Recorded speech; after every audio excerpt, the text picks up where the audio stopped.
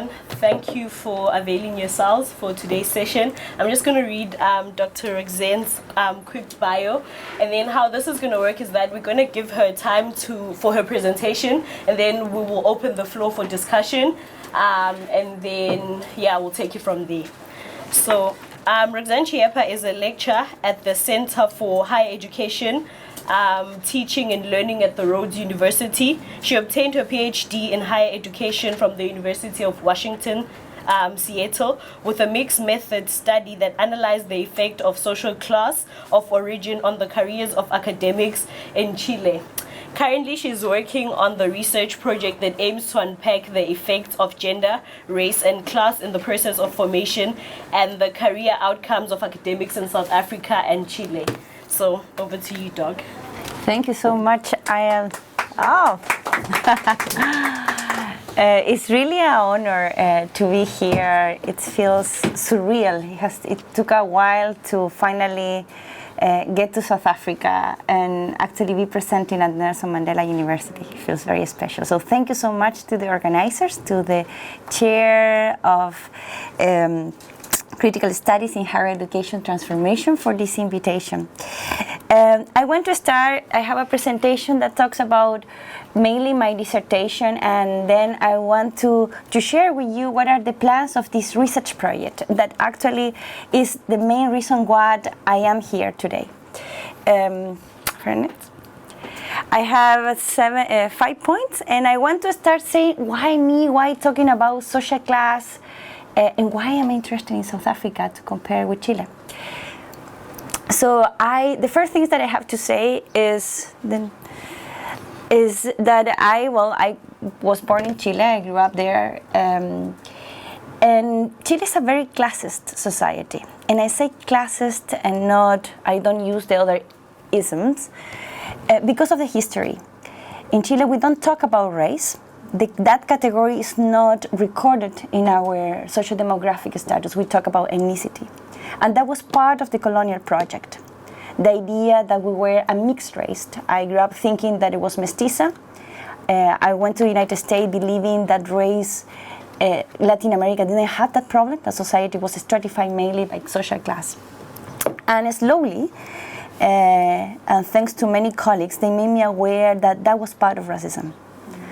The idea that we don't have that category, the fact that we don't talk, that doesn't mean that race is not operating. I grew up in Chile during dictatorship, also a dark time of history. During that period and along my entire life, what I heard was the promise of education. And this dissertation, my project of dissertation, what aim was to interrogate the limits of that promise. When does it work, when it doesn't work, and under which condition, for whom. So a couple of, So what I ask is, if the research question, what I ask is, if you completed higher education, this is a very old, traditional, classical question. If you completed higher education, well, does the social class of origin matters? It shouldn't matter. And the promise of human capital. And when I'm thinking of human capital is the idea that people achieve higher education and they are valued, rewarded by what they can do, not for whom they are in terms of race, gender, and class. And we know that in society, there's so much research that say, well, that doesn't necessarily work for everyone. So I want to share with you, and that is what I'm going to talk. What are the motivation of my study, and what am I doing that? As I said, Chile is a very unequal society. Inequality is a major social problem. And I decided to focus in the career of academics, not because I am an academic, I'm interested. It's because academics are a very specific target among the graduates. They represent a certain type of elites. They achieve higher education and they work at institutions that their main aim is to reward merit. right? The intellectual merit rather than any other thing. So it's not the same to do the research about doctors or lawyers or engineers that work in the private sector. Universities and academia in general has an ethos that is supposed to appreciate and value the outcomes, the intellectual outcomes, rather than any other thing. So I said to my committee members, hey, I really want to test and see how social class of origin affects the career of this specific group. And you may have seen that inequality is a huge social problem, and now Chile is a testimony of that. I remember I was giving a talk in my hometown 1 week before the crisis started.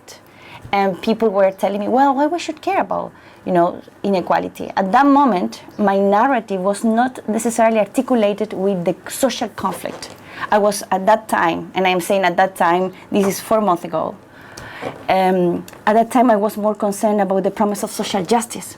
So why we have to care how the unequal outcomes of education for people that come from different social classes was more from the discourse of we are failing in a specific promise. But now it was really a surprise to me that at that moment I was not articulating the discourse that the inequality is a huge problem, and we need to think about it not just in terms of social justice but also in social cohesion and the potential that is associated with to raise violence. So the argument is the high income and social inequality in the Chilean society is the major context to understand what is going on. But at the same time, according to the other thesis, is not just about the context, but a specific generation. The generation that today is in the street is the generation that grew up without dictatorship, without the fear to fight back the status quo. As I said, we are a small country. We have the highest income per capita in Latin America. We appear like this reference country we used to appear as that reference country in the Latin American region that was super stable, politically organized, with institutions that worked well, right? That was the imaginary about the Chilean society. That totally changed. That slide doesn't work anymore because now we are living in a certain type of paradox. It's important to say that the income inequality in Chile has decreased in the last years. We are one of the few countries around the world where the degree of inequality has decreased, but the margin, the range of inequality was so huge that still we're above the developed countries. Okay, and now is when you're going to start seeing more the story that I'm telling. If at some point, if I change the name of the countries, you will see the similarities. Around the 2000, Chile said that they also wanted to participate in the knowledge economy. And what that meant was that we needed to increase the amount of human capital and specifically the number of PhD holders. So we didn't set the number of doctoral holders graduated by specific years. We said it at the very beginning, but then we changed the discourse because we started noticing that the capacity to absorb the doctoral holders in the Chilean economy was not necessarily a fact that we could proclaim. But at that moment, we were saying at the very beginning of 2000, we need to increase education, especially to participate in the knowledge economy. And that was a crucial point.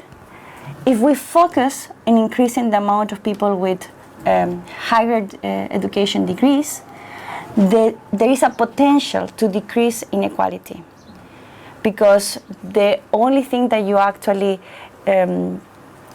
at the moment that you have a greater percentage of people with higher education, the degree of inequalities will will reduce. Now at this moment the English is failing.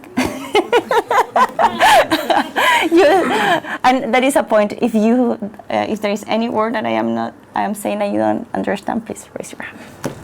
Totally fine. Okay, the next one. Is that point clear? Like, yeah, okay. So you see, we started in the 90s with 13% of coverage in higher education. We're in 2017, 37%. This was one of the things that Chile was well known internationally because of the miracle. We reduced poverty from 40% in the 90s to 8% in 2012. So those type of proportion change. So what are you doing? Is the miracle? What is Chile doing? Well, we were adopting very neoliberal policies that allowed it to generate and accumulate a lot of wealth, but very bad distributed. So this, if I break up this rate, we will see how the stratification, how the stratified system is operated. The 30% of people that are enrolled in higher education are differentiated, are enrolled in different type of institutions, and those that come from most affluent families are in the research-intensive universities. Number of doctoral graduates, that is one of the other things that we did quite rapidly. The numbers, you have significantly greater numbers in the South African context, but we increase around 8 times the number of doctoral graduates the number of doctoral fellows in 10 years. This is now the main concern today in the country. Do we actually have the capacity to absorb this new generation of PhD holders? And my point is that we need to care about that, but also we need to care how those jobs are distributed among different people. Yep. Academics in Chile work in a higher education system highly stratified by class. So we have around 61 universities that are the only institutions that can provide bachelor degrees, masters and doctorates. The universities, because of our history, are distributed in a very weird form. We have private and public, but the private universities are also classified in two groups. Those that were created before 1981, and that year is crucial because of the dictatorship reforms that privatized the sector. So that meant that there is a group of universities, public and private, that receive direct funding from the state. And there is another group of private universities that were created after 1981 that are completely private, and they don't receive funding of the state. When international reviewers and researchers go to Chile, they don't understand this distinction. You know, you have private that are treated like public just because they were created in a specific year, and that reflects the certain degree of heterogeneity of our system. So the government treats certain type of universities, private universities, that they were public because of their history and also the relevance that these universities have in terms of research capacity. We have professional institutes, 31% of the enrollment, and also vocational institutes that are 2-year college. These institutions, the private ones, the new ones, are the institutions that are enrolling the largest percent of students. They are the students that not necessarily perform well when they complete high school. And at the same time are universities that have, not all of them, but an important percentage of them, very poor academic quality. And then when we start going, unpacking the 37%, we see how the system is operating and the stratification. And also it's important to say that most of the individuals that come from the lowest social class are enrolled in this type of institution that are open access. If you have any questions, just raise your hand. So just to unpack a little bit of the mechanism of how social class gets reproduced. Similar to in South Africa, Chilean students have to take national college admission exams, and the score of that college admission exam is completely associated with the type of high school where they attended. And the high school in Chile, so the school system in Chile, is distributed in 3 types: public, completely free; subsidized, that they receive a type of voucher; and private. The private high school enrolled 9% of the students.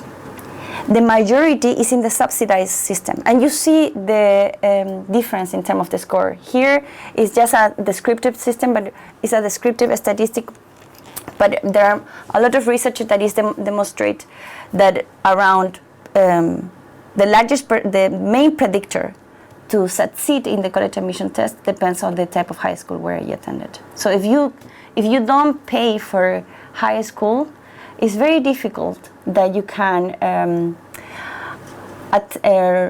have an admission in the research intensive university. And when I am reading now that we are in a admission period and the orientation week, and I am listening to the discussion, they are very similar in terms of what are the mechanisms that operate to stratify the system and from the transition from high school to undergrad university. High cost of higher education in Chile. We also have certain type of fee students, fees must fall movement in 2011, and that generated a big reform where education today is free for the 60% of the students that belong to the lowest socioeconomic status. They have to attend to accredited higher education institution, and that was a started discussion, or that most of the students that come from the lowest socioeconomic status don't go to accredited institution. So that is a question when the free education and the requirements to receive free education also intersects with who are the providers of and the academic quality that those institutions have. And they have to obtain at least 450 points in the college admission test. We have around 107,000 academics in Chile. Most of them don't have PhDs. Among those that have PhDs, the majority have full-time positions in research-intensive universities. And there is a lack of representation of women in science. One of the why my study made sense was that we had very limited data to understand who are our academics, and what are the conditions of working that they have among different institutions. And what I'm going to present now is what I did, where I tried to unpack, as I said, whether class, the social class of origin, had any effect in the career outcomes of these doctorate holders working in academia. So I am just focusing in the elite, so the 12% of academics. And I used 3 angles. So first I conducted a study that mapped the relationship among the variables of interest. It's a quantitative study, very general. I used a secondary data of a survey that track all the doctoral holders that live in Chile. I conducted a second qualitative study about process of faculty hiring, and that was like the question, okay, if this social class has an effect, is it because of the institution is discriminating by social class? Or is it, and this is the third study, or is because as individuals, we tend to go and feel more predisposed to work in certain type of institutions that have specific conditions, and that is the third study. Here it goes, the results. So first, one of the most difficult things for those that are finishing PhDs is when we have to make the point that our research is relevant and how we are going to do that research. So I used a definition, a conceptual definition presented by Bourdieu, with that treats social class not just in terms of economic assets, but also cultural and social capitals. That means the level of education of the parents, the proficiency of a second language, as well as the capacity of the parents to pay for high school.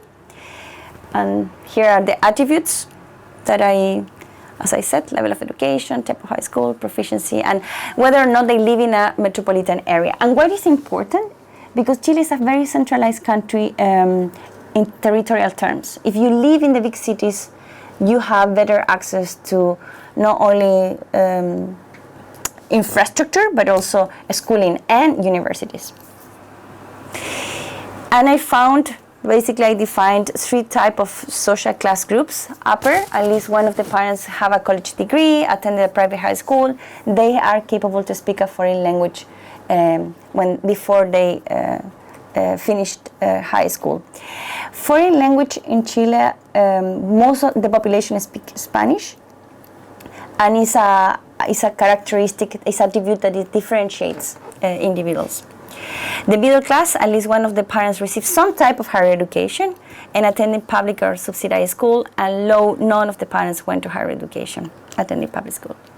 Okay, so what did I find? This is the income distribution of doctoral holders working as an academics.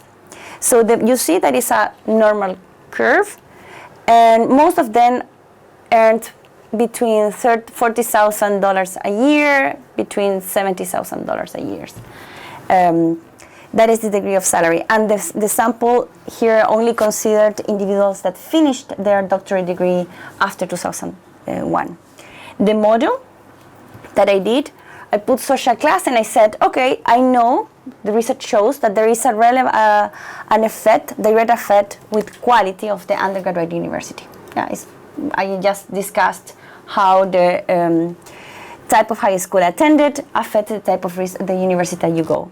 We also know the quality affects the prestige of the PhD granted university, and there is a lot of research that says, at least in the United States and Germany, that the prestige of PhD granted university is highly associated with the faculty, with the income, and the other variables.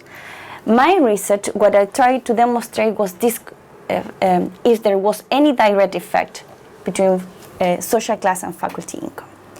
And what I found is that there are 2 effects of social class. The first one that we know is the indirect effect that is transmitted through unequal access to higher education. But I also found that there is a direct effect with faculty income that represents around $2,000 less for those individuals that come from the lowest social class groups. That means that after controlling for all the variables, even assuming that they went to equivalent prestigious universities, doctoral holders that grew up with parents that have a higher education, that went to private schools, with those that didn't have, that are first generation and attended to public high school, the last group received $2,000 less annual for in their salaries. That is associated with social class of origin. This finding, if I compare with the effect of gender, gender is more relevant as a variable to affect faculty income, and it has a direct effect. But the point here is social class of origin among this group of people is supposed not to be perceived. So what was going on there, right? And then is when my second study makes sense. I want to unpack. I know that there is an effect. Now how? I for sake of time, I'm going to focus in the study that I think is more relevant for the field. That is about the process of faculty hiring, and it has a lot to do, I think, with what we are doing, or what the work the chair of studies in higher education and transformation agenda is about. We know the process of faculty hiring is one of the most relevant moments that any university has. Who is going to be your next generation of academics will determine not just the quality of education, but also what are going to be your students and what is the type of research that you are going to conduct. And it has several stages. The process is very complicated, and one of my main lessons was that we needed to think that the criteria in each of these stages will vary. But for now, I'm going to just focus in the first 2. that are the procedurals, right? What I am expecting from a university that says that is interested in reward and value academic merit is transparent, formal procedures that if someone asks at the end, you are going to be able to justify why you hire specific people and not other. So the recruiting stage, justify the need to hire new faculty, the job description, the dissemination of job announcement, receiving applications, and then there is this idea of narrowing the list of applicants. So I post the job, and then the second part is like, what are the criteria? What am I doing to select the candidates? Yeah. I use 3 conceptual lenses. The sociology of science that basically treats science in a very normative ways. This work basically says that we know that social institutions are not perfect in human life, but the institutions, academia and institutions in science are the most meritocratic ones in comparison to the rest of the institutions. The market of academics that treats, this is a book written by a French scholar, that compared the hiring process in Germany, France, and the United States, and she found that rather than to think that the process is totally meritocratic, we need to think in the perfect fit, that every single institution had specific needs, and we needed to, the search, the criteria, were going to compensate the objectives and the project of that institution. And the other important component of this approach is to actually grasp what are the unique attributes of academics. It's very difficult. So what you're going to do, you want a number of devices that will allow you to discriminate what are those academics that are more competent or not. So they call it like economy of quality. Are going to make the distinction and compare what are those candidates that differentiate among each other. And then another approach is the stratification, social and cultural reproduction of Bourdieu and Passeron. Also two French sociologists, that their main thesis is that education reproduces the inequality of the society at large, of the large society. And rather than we expect that the education will equalize the opportunities, will actually reproduce the stratification of the society. Okay, and then I asked this question: to what extent do academic departments have hiring procedures that demonstrate their commitment to the meritocratic ethos of science, and what institutional and disciplinary characteristic of academic departments relate to recruiting decisions and the definition of hiring criteria? Main findings, and here I selected the most relevant ones. What did I find? Okay, another consideration, and I skipped the methodological slides, but I can totally expand on it if you are interested in. But here the research looked at 7 academic departments associated with 4 universities that have different level of prestige, and those universities have private and public nature. First things, limited open competition for job openings. Not every single department disseminates publicly that they are looking for someone for a new position. And the ones that were that they didn't have open process were the departments associated with the private universities, very elite. They only hire through networks. That means that if I don't know who are in those positions, I don't get to know even that there was an open position. The relevance of networking in shortlisting candidates. Critical. The professors that are on the table, they are trying to reduce uncertainty, and they really want to hire someone that is the idoneous person for the position. But the process to discriminate is mostly based in those that they know. So if I know you, I know that you are very good. And so I'm going to try to advocate for you. I'm going to compare, I'm going to see, but I want to reduce risk. So there is always this attempt to identify the candidates that will generate the least level of conflict, and at the same time that you are sure that this candidate will produce and adapt to the institutional culture. This is my favorite slides. So when I talked to them, I just wanted to find, very specific. Okay, I have a rubric, and I consider 50% of the research publication is for something, and 10% is for other thing, etc., etc. What I found is that the process is almost impossible to reproduce, because every time that you call for a new position, that you open a job position, you find a different cohort of applicants. And the criteria of the departments also change. So because of, at that moment, the interviews were conducted in the summer of 2017, January, March, process where most of the departments were hiring. And the country now is very concerned to accredit the institutions, and research profiles is one of the most relevant criteria. Now, the most important elements to discriminate candidates are associated with research productivity. Research productivity and the prestige of PhD granted university. Then, the teaching experience and disciplinary alignment.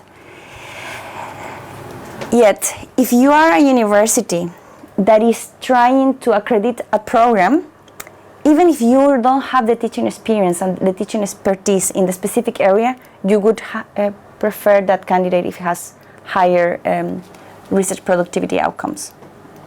Now, there are a lot of additional elements that are being considered at the same time. So they are asking themselves, do this candidate actually have does this candidate have any signal that will generate a conflict? Is their familiar situation compatible with the work?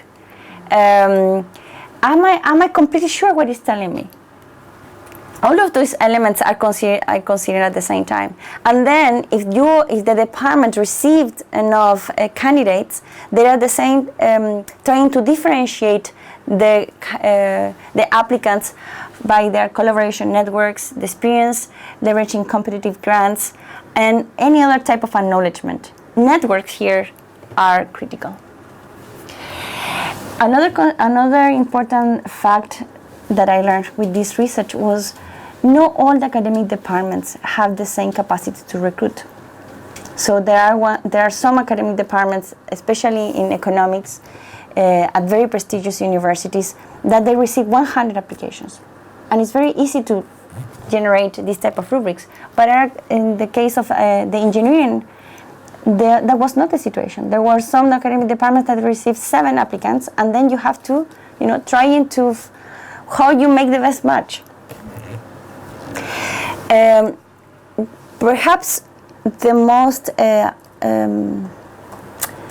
interesting finding for me, and where I want to move my research, is with the lack of mechanisms to prevent bias.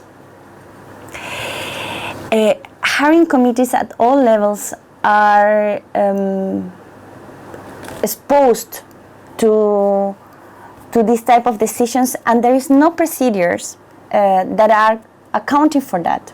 Now, you can account for bias, and that is a discussion in the United States that they have tests, in the hiring committees. If you're in a hiring committee, they ask you that you have to discuss if there is any conflict with the candidates, and there are some universities that even recommend their reviewers to conduct a test to account for their bias. There is no guarantee that if you account for your bias, you actually will change your decision. My point here is that if you at least are aware of the bias, you can talk, and you can adopt certain mechanisms to decrease. I don't know if you can actually prevent or eliminate it, but decrease the potential for bias. In this case, the most prestigious universities self-censored themselves to contact the candidates that come from the most prestigious universities, that were graduated from the most prestigious universities in the US. And there is here a second example in the same disciplinary area, where they decide not to contact the candidates that are associated to the other university, just because the fear that, or more than the fear, is that they assume that they will not accept the job offer. So what this research gave me was this idea of a stratified hiring network, where there are mechanisms that are in place, like some universities actually don't open their job positions, and other universities don't have cannot guarantee that their hiring criteria are completely absent of bias. And I'm laughing in this, smiling in this last point, because it's actually, can any university guarantee that will be absent of bias in their decision? And I think the answer is no, but my point is we could do better. Especially when the demand, we have the society is aiming for greater level of justice and a different type of rewarding system. Networks is a huge problem in societies that are highly stratified. When you hire by networks, when the criteria are associated to whom you know. I have a last slide, and I would like to change to the study that I'm proposing and ask you for your comments and suggestions. So what my research shows is, like, if you completed higher education, does the social class of your family matter to get a faculty position at prestigious university? And the short answer is yes. The first is the unequal access to resources through the educational pipeline. And the second one is the institutional practice of hiring. Recruitment through network, heavy reliance of the prestige of PhD granted university to shortlisting applicants, and finally the lack of mechanisms to prevent bias. Do you have any question until this point? Anything that you would like to comment? Any similarity that you hear? My thoughts were around the space of policies in South Africa that are in place to protect the gains of movements and liberation struggles that have come in South Africa. For example, if you think about the constitution or the composition of hiring committees in South African institutions, they have I want to also say a political obligation, where they also have a student representative from the SRC or the student leadership of that particular university. They'll have trade unions on there, and they'll have trade unions that are also in opposition as well. So you'll have a trade union that I don't want to then say necessarily that it's there to protect against particular types of people, but you've got trade unions that are against each other.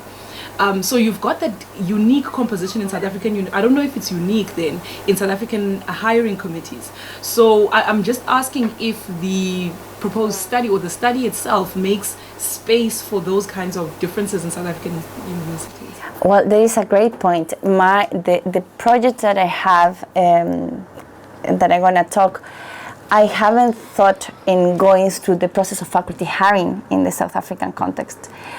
But thinking of in the Chilean case, we don't have that type of regulation. Universities have complete autonomy to recruit candidates, and most of the hiring committees are made up by professors that belong to the same university, and in some cases there are representatives that come from a different university. But that is a good point, because what I have thought so far for the study that I have in mind is looking more to the experience of the people rather than the institutional process of hiring. That would be, I think that would be my third level.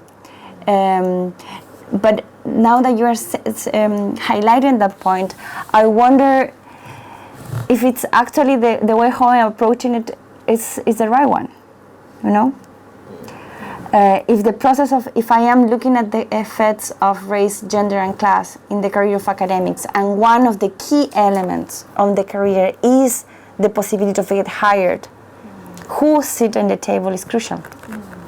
I'll make an example. Anyone familiar with the Funza Lushaka bursary in education? So, could you correct me if I'm wrong then? The Funza Lushaka bursary has a particular group or percentage that has to be from previously disadvantaged, categorized as previously disadvantaged. But you can have any kind of person in that particular bursary. Am I wrong?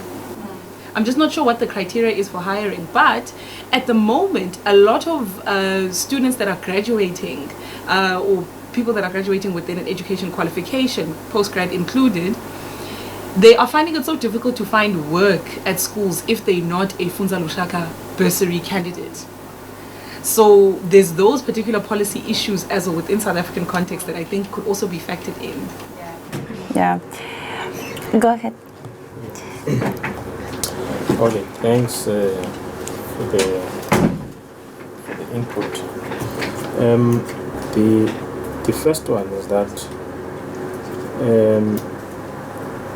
it's 2020 now, and I'm still waiting for someone to show me evidence where education has been a panacea of inequality, right? And I don't think that evidence will ever come. Education can alleviate poverty, yes, but I do not think that education can alleviate inequality. I don't think there's evidence of that anywhere in the world. Look at it this way.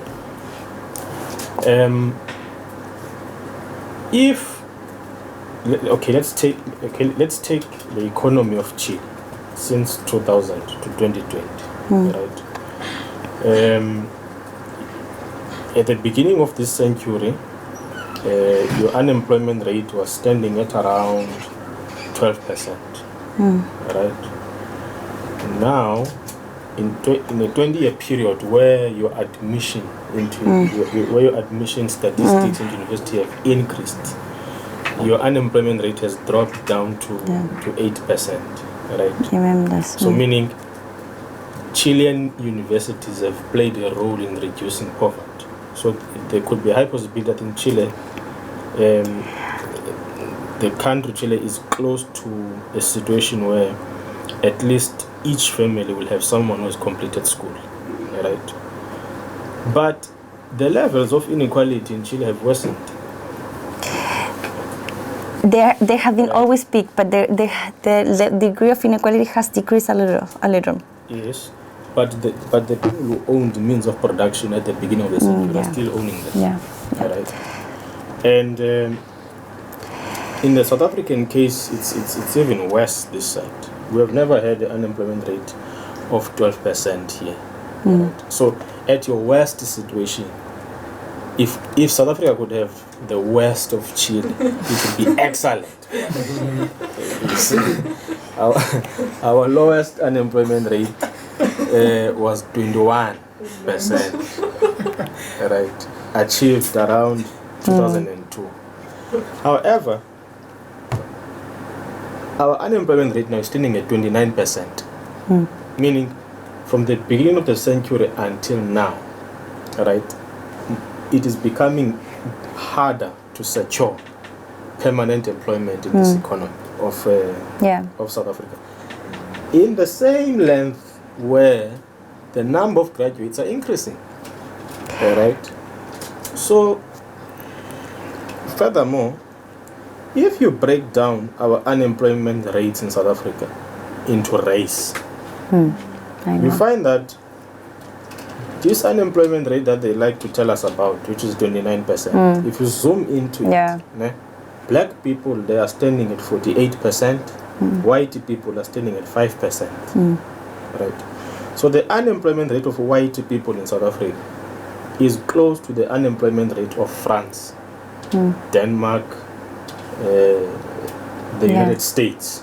So the white group in South Africa is living like it is existing in a developed society. Yeah. So we have France in South Africa at the same time. So what I'm trying to say is the existing evidence in front of us is that so long as you are close to the assets, the means of production, right, your chances of opportunities and success, power, influence, and dominance are very high, right, compared to someone with a PhD. You see? So you can stay for 7 years, go up to a PhD, but if I can win Mr. Universe tomorrow and get those billions, I'm in charge. I have entered the club of Rupert, not you, with your years of experience. Now, here are the consequences, the two scenarios of this whole case. Two consequences are going to happen. One, you are going to have a youth that is very angry. Because remember, the promise of a transition, and I'm referring to young people in Chile and young people in South Africa. That youth that is born after when the country is going through a transition. Yeah, in South Africa we call them babies of the 90s. Born freeze, yes. South Africa, there's something special about a person born between 1990 and 1999. That group. That group went through schooling at a period where the country had promises of the transition. Right? That if you go to school, get your 3-year degree, there will be a bigger house and a very nice car waiting for you. I know that. Immediately when you leave university. But the economy of the transition, Shem, it is unable to fulfill these expectations. Right? Now what you have is a huge group of young people who are very angry and unhappy with their lives. Right? And that frustration gets to be taken out in the nearest institutions that are around them. So what I want to ask you as a question is, should we keep universities? Abolitionist. Should we keep universities? Yeah, should we keep universities? Because everyone goes there with the expectation of forming part of the elite. Right? But the reality of the economy, the reality of even the people who designed these universities, that promise is never. It's limited. Yeah, it's never fulfilled.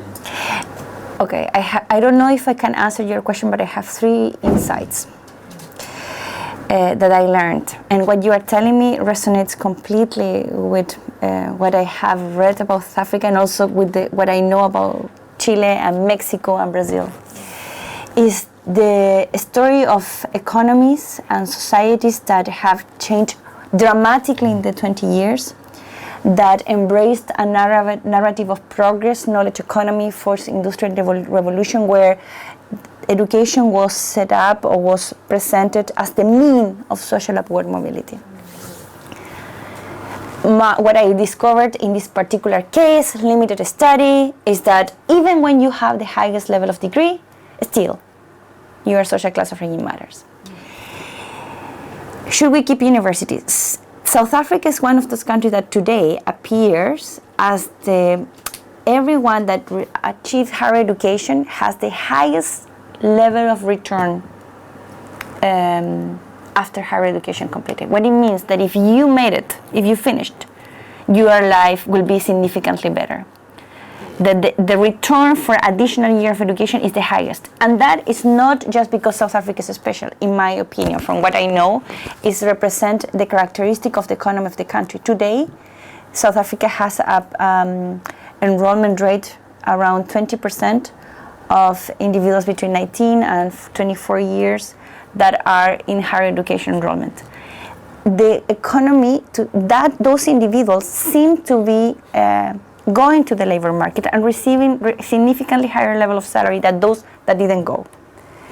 What happens is that the system is highly stratified. So it's not the same if you finished a degree in a specific university, for instance, the classical one, University of Cape Town, versus a university that is located in a rural area that have been historically black. And I think that is one of the key limits of the university, that we are not, that first, our labor market discriminates.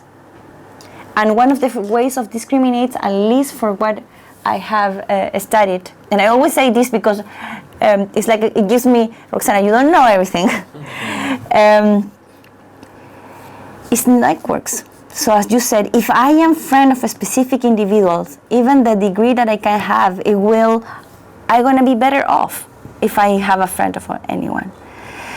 I think what is critical for those that are studying and want to change these things is that we are explicit about those biases, that we are more critical about the networks, that we point out that what are the implications if we have these people in the selection committees, especially in the gatekeeping process.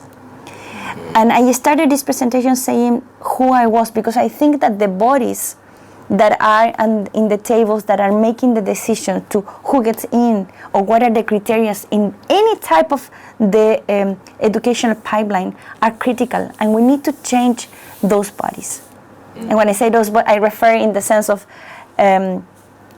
increasing the participation and making more explicit that institutions, any type of institution, try to preserve themselves. And institutions in our countries were created for a specific group of people. They were part of the colonial project. And those that create institutional bias. And that is like something like, it's like, how can I say, as an default rule. Like you create an institution, you create rules, those rules benefit a certain type of group of people, then you are blind. And I think it's very important, and I think one of my main lessons conducting this type of research is can we actually make our decisions very transparent, formal, explicit, and pointed out what we're appreciating. What are the implications, for instance, in the case of Chile and the case of South Africa, if I privilege individuals that come, I value individuals by the level of prestige of that university in a very historical, in a very unequal country. Who I'm going to benefit? The discrimination is not explicit anymore, because today there are laws and we are aware, and it would be forbidden to do it. So we use other type, and I say we as part of of this group, right? Academics tend to use certain type of criteria. We say, no, okay, well, you need to meet the criteria, but it's impossible that individuals with a specific biography are going to meet those criteria. Should we keep universities? I think we can change universities. I think we can change university, and to be very honest, the question that you are raising I'm gonna keep it, because perhaps there are other type of institutions, right, of higher learning. Yeah, does it satisfy? Yeah. Any other comment? Question? Yeah. So you were mentioning how networks play a large role in who gets hired at different universities. So I was wondering if you established a connection between social class and the networks that allow people to get hired in universities. Because I don't know, in South Africa, I assume there might be a link, but I don't think it's necessarily the only link to networks. Yeah, I did it in the qualitative study that I didn't show you. But the network and social class operates in two ways. First, social class of origin highly determines the type of education that you are going to attend. So your colleagues, the professors that you get to meet in specific universities, have different type of social capital. Then those networks, the people that you meet, especially at the undergraduate level, are the ones that sit down in the hiring committees. So in my study, in the third study, when I went and I asked the applicants, hey, how did you find this job? The key point was that they contacted their undergrad supervisors of their thesis and their colleagues. So if you went to a very prestigious university, those colleagues and those supervisors typically are and have networks with information and level of influence that is greater than those that went to less prestigious university. And I have a very interesting case. I was expecting a direct relationship between class and network. Like, it's more class, the undergrad.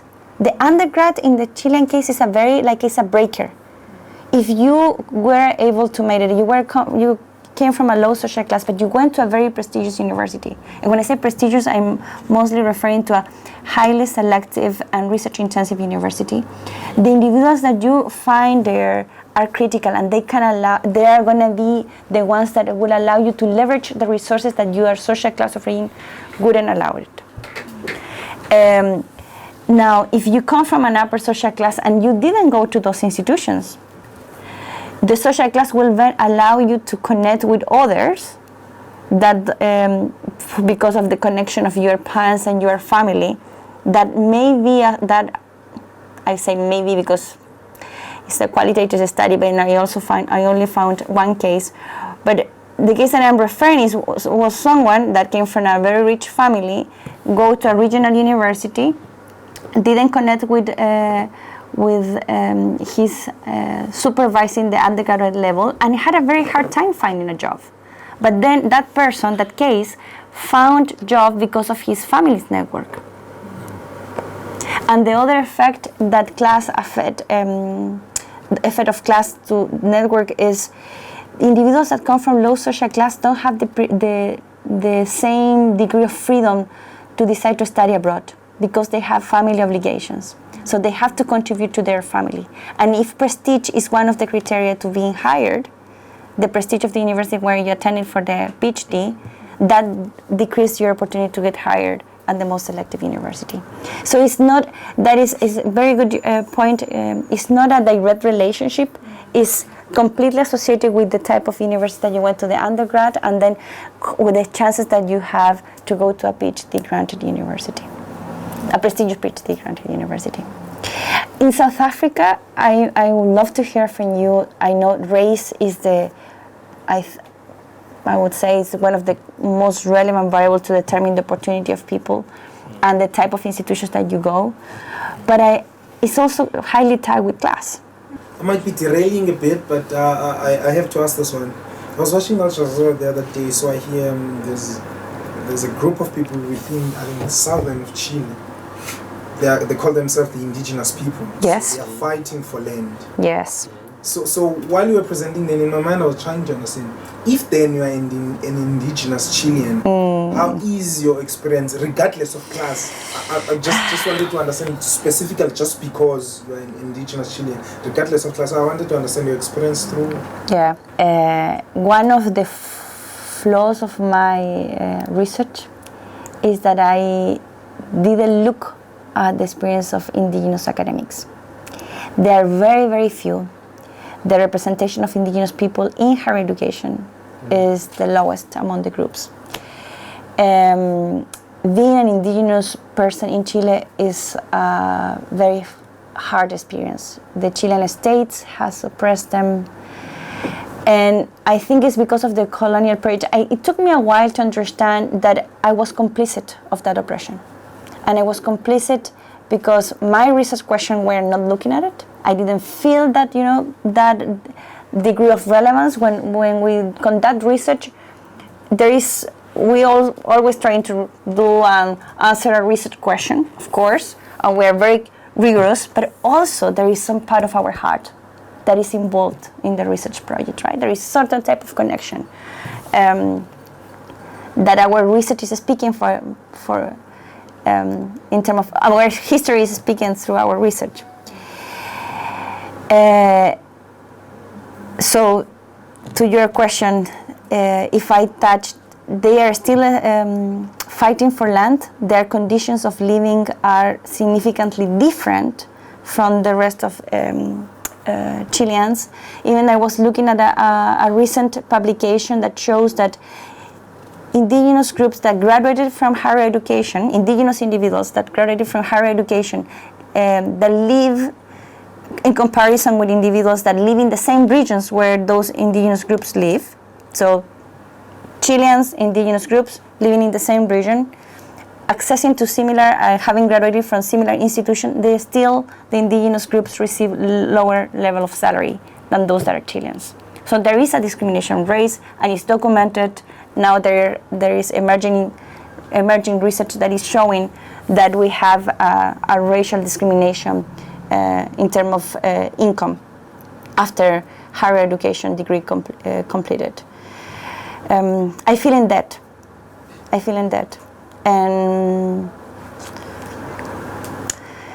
well, you all guys are allowing me and teaching me that the questions have to change.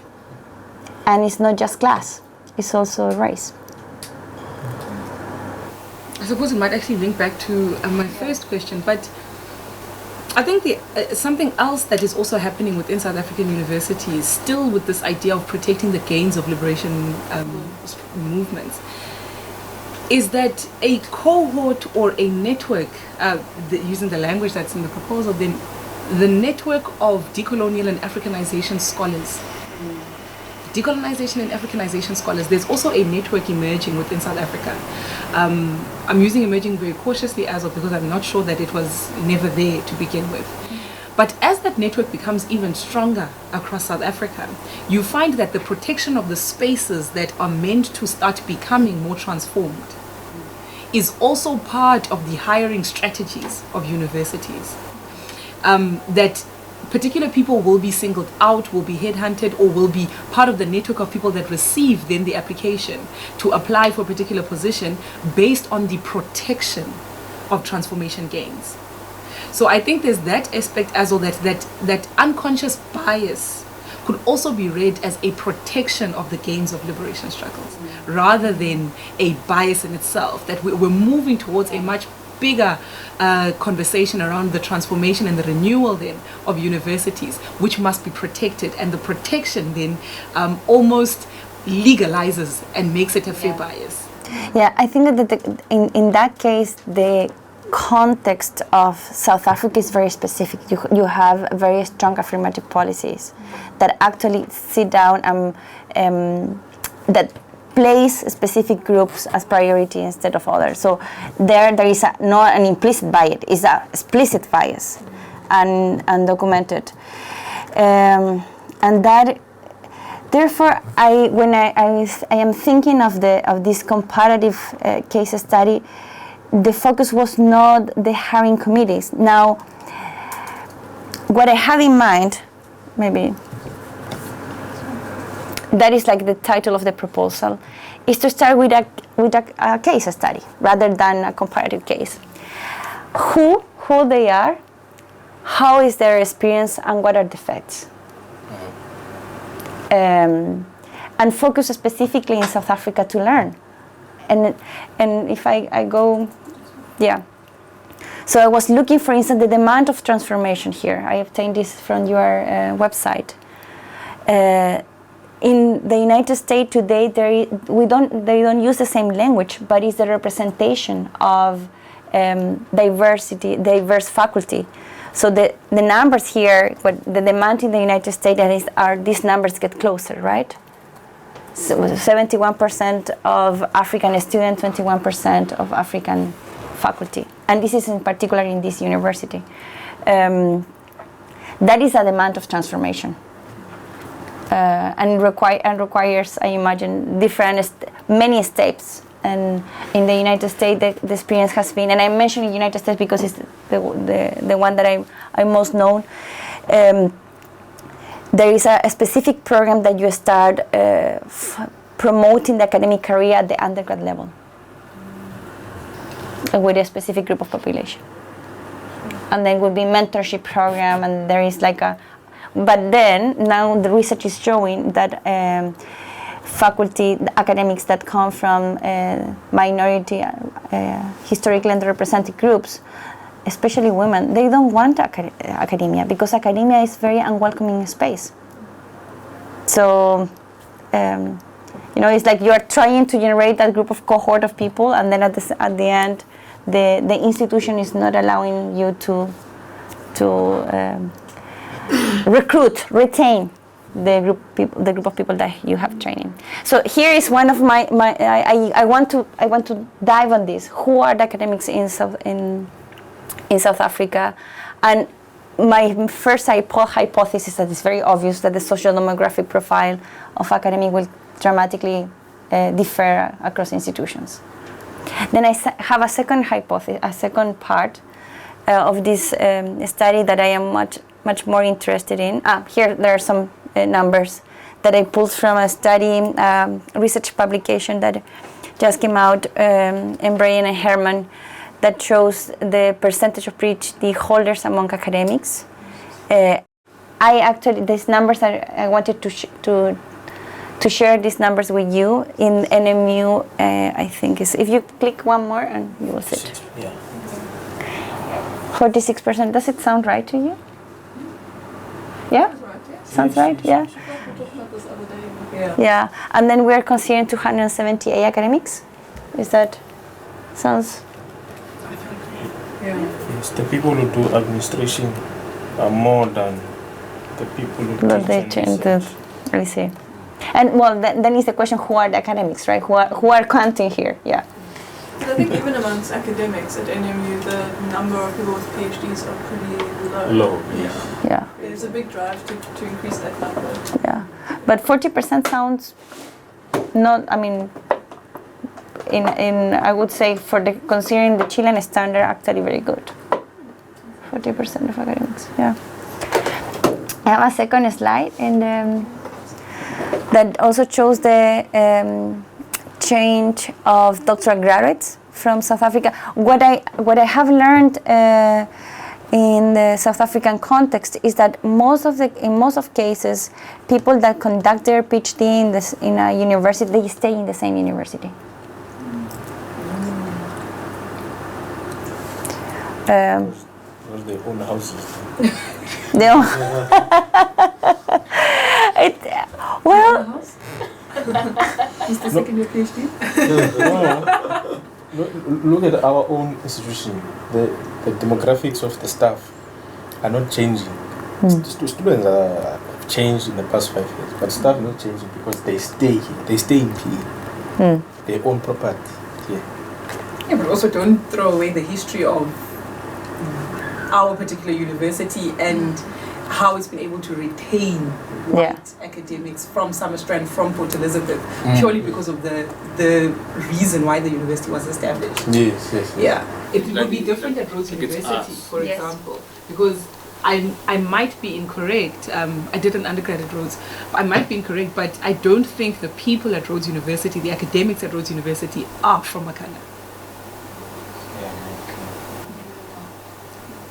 It's not like Port Elizabeth. It's not like Durban, for example. If you look at, I suppose this is where the issue of, I think you did bring it up in terms of where the university is located is also very important. Yes. Because that also says volumes about the kind of people that we're going to find there. I suppose I'm even interested as to you basing yourself at Rhodes University, if there was an actual reason behind that, or... To be answering that question, to be very honest, I wanted to come to South Africa to learn from you guys. And I said aloud in a conference, I would love to work in South Africa. Do you have any postdoc position? And I was laughing. And someone sent me a job call. And that was a job call. But it was not networks because I said it at a conference. But that person had a connection with Rhodes. And that person sent me the job call. But it's like in my heart I feel like, okay, maybe I needed to be at Rhodes. I needed to see what I'm seeing now in Makanda, and I learn from them. But I didn't have any plan. I wanted to come to South Africa to learn how the higher education system was operating and what were the mechanisms of reproduction in terms of class, gender, and race. That is the reason why I'm here. So therefore I was so excited and grateful that you gave me the opportunity to share what I learned in Chile, and also share with you what I have in mind for the future. Yeah.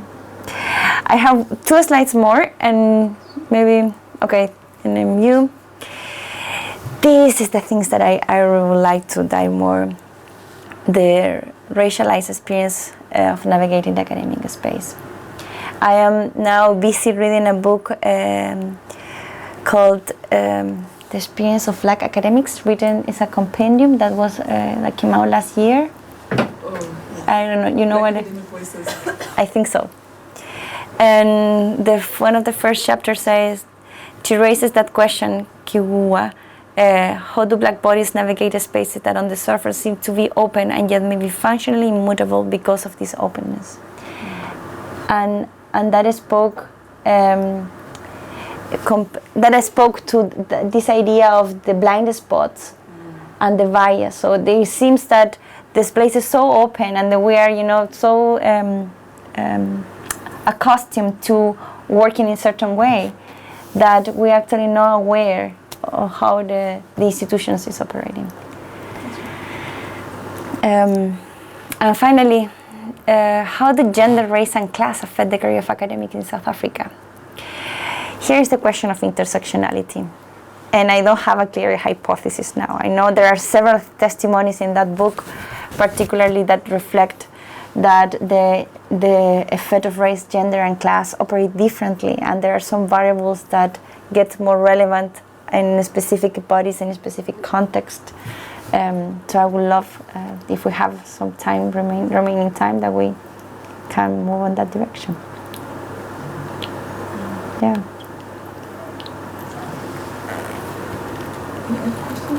Yeah, any other question or any other comment? No. Please stop. Thank you. On that note then, just want to thank you so much for sharing your presentation with us, Dr. Chiappa. It's really been an honor for us to be part of this discussion. As we always say, the right people are in the room to hear and receive whatever is being given. And I think today as well, the right people were in the room and the right person was also presenting. Thank you so much for sharing your experiences. Thank you so much, Nobu. And thank you as well to the Center for the Advancement of Non-Racialism and Democracy as well for allowing us to use their venue. It's been a perfect venue as well. Colleagues, please feel free to hang around and network and continue to give more comments if you can. But officially, thank you so much for joining us. Thank you.